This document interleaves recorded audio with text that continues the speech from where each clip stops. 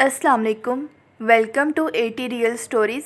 आपको मेरे चैनल पर देखने को मिलेंगी पुरानी दास्तानें, सच्चे वाक़यात, हकीकी ज़िंदगी पर मबनी सच्ची कहानियाँ और दिलचस्प किस्से देखने के लिए आप मेरे चैनल को कर दें सब्सक्राइब और साथ दिए गए बेल आइकन को लाजमी प्रेस करें ताकि आपको मेरी आने वाली हर न्यू वीडियो वक्त पर मिल सके। जज़ाकल्लाह। मेरे और अवैस के 12वीं के इम्तहानात चल रहे थे। जब भी हमारे इम्तिहान होते अवैस अक्सर मुझे कहता, दानियाल मेरी तरफ आ जाना, दोनों मिलकर तैयारी करेंगे। जब मैं अवैस के घर जाता तो अवैस के दादा अबू हमें अपनी जवानी के टाइम की बातें सुनाते। कई मर्तबा तो वो हमें ऐसे वाक़यात सुनाते जिसे सुनकर हमारा दिल दहल जाता था। एक मर्तबा तो उन्होंने हमें ऐसी दास्तान सुनाई जिसे सुनकर हमारे रोंगटे खड़े हो गए। तो चलिए दादा अबू की ज़ुबानी सुनते हैं। ये खौफनाक वाक़या हमारे गांव के एक आदमी के साथ पेश आया था जब मेरी उम्र तकरीबन 19 से 20 साल थी। हमारे गांव का वो आदमी कफन चोर था, यानी कब्रें खोद कर वो कफन चोरी किया करता था। इसके साथ साथ वो मुर्दों की हड्डियां भी निकाल कर मेडिकल वालों को या काले इल्म वालों को फ़रोख्त कर दिया करता था। उसका नाम कमालदीन था।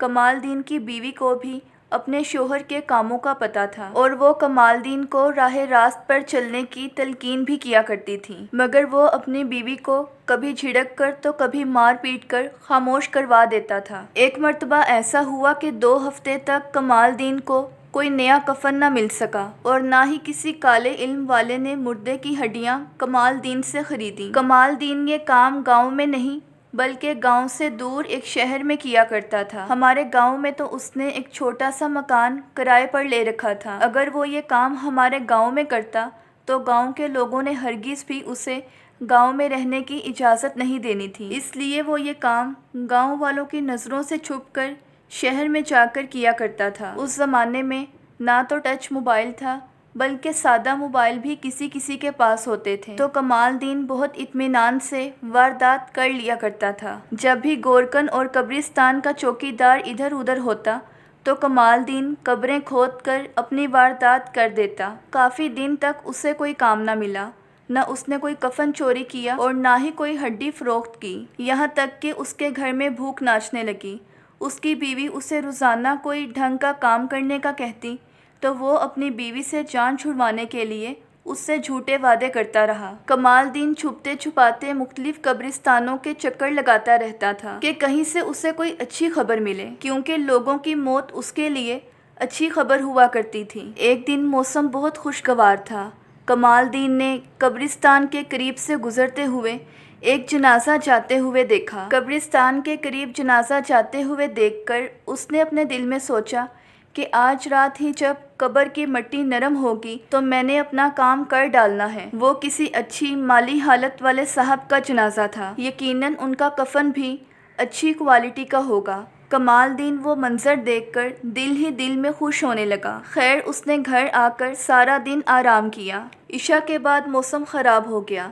आंधी आने लगी और बिजली भी चमकने लगी। रात 11 बजे कमालदीन ने अपनी तेज़ रोशनी वाली टॉर्च ली, कोदाल ली और एक और लोहे का आला जिससे कब्र बहुत जल्दी खोद ली जाती थी। कब्र खोदने के लिए अपनी चीज़ें पकड़ लीं। जब वो अपने घर से निकलने लगा तो कमालदीन की बीवी ने उसके आगे हाथ जोड़ दिए कि खुदा के लिए कमाल, ये हराम काम छोड़ दो। मगर कमालदीन ने हमेशा की तरह अपनी बीवी को झिड़क कर एक तरफ कर दिया और अपने घर से निकल पड़ा। वो घर से निकलकर आहिस्ता आहिस्ता कब्रिस्तान की जानिब बढ़ रहा था। वीरान कब्रिस्तान वाली सड़क पर आकर वो एक तरफ होकर चलने लगा कि कहीं उस पर किसी की नज़र न पड़ जाए। मगर आप खुद सोचें कि रात 12 बजे के करीब कब्रिस्तान की सड़क से कौन गुजर सकता है सिवाय कमालदीन के, जो कि एक कफन और हड्डी चोर था। कब्रिस्तान के करीब आते ही उसने थोड़ी सी बुलंद दीवार फलांगी और कब्रिस्तान के उस कोने में आ गया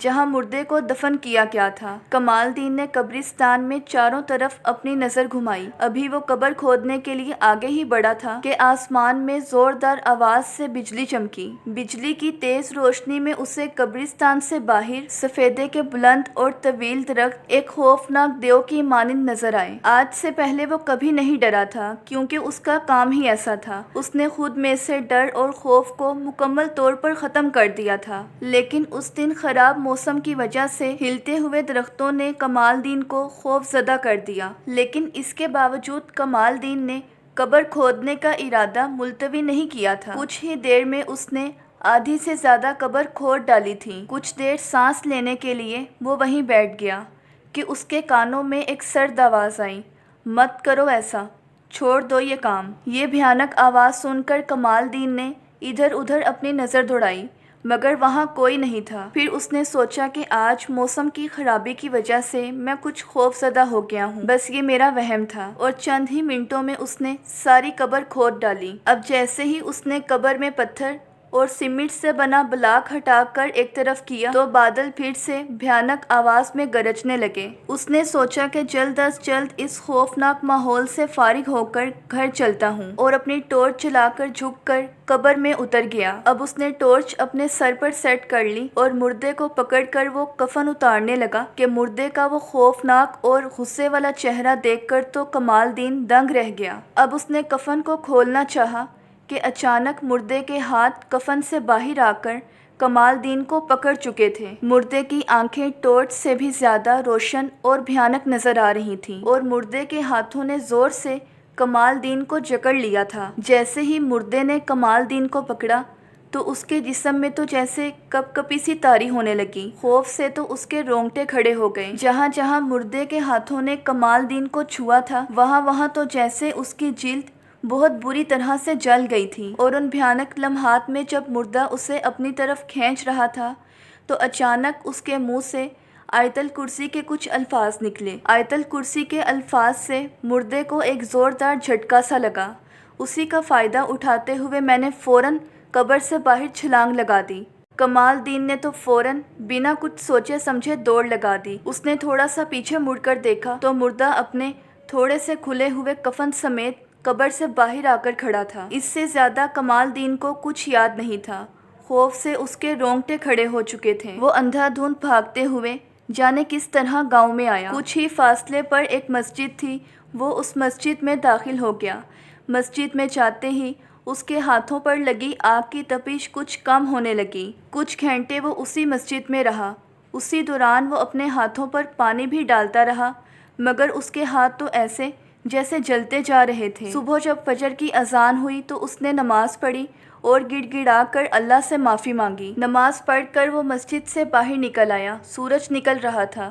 مسجد سے باہر نکلتے ہی اس کے ہاتھوں میں تو پہلے سے زیادہ جلن ہونے لگی۔ کمال الدین کی حالت تو بگڑتی جا رہی تھی۔ بہت مشکلوں سے وہ اپنے گھر پہنچا۔ گھر داخل ہوتے ہی کمال کی بیوی نے جب اس کی خراب حالت اور ہاتھوں پر لگی آگ جیسی جلن دیکھی تو اس کی بیوی کہنے لگی، کمال، میں آپ سے کہتی تھی نا، چھوڑ دیں یہ کام، سوئے ہوئے مردوں کو تنگ مت کریں، مگر آپ نے میری ایک بھی بات نہیں مانی۔ اس وقت کمال الدین نے اپنی بیوی سے اور اللہ سے معافی مانگی کہ آئندہ وہ کبھی بھی کفن چوری کرنے کا نہیں سوچے گا۔ کچھ دن بعد جب کمال الدین کی طبیعت سنبھلی اور اس کے جلے ہوئے ہاتھوں کو کچھ آرام آیا تو گاؤں کے سبھی لوگوں نے پیسے ملا کر اسے پکوڑوں کا کام شروع کروایا، جس سے وہ اپنے گھر کا خرچ چلانے لگا۔ اور اس خوفناک حادثے کے بعد کمال الدین نے کبھی بھی قبرستان کی طرف رخ نہ کیا۔ اگر آپ کو میری آج کی یہ سٹوری پسند آئی ہو تو ویڈیو کو لائک اور چینل کو سبسکرائب کرنا مت بھولیے گا۔ ملتے ہیں نیکسٹ ویڈیو میں، تب تک کے لیے اللہ حافظ۔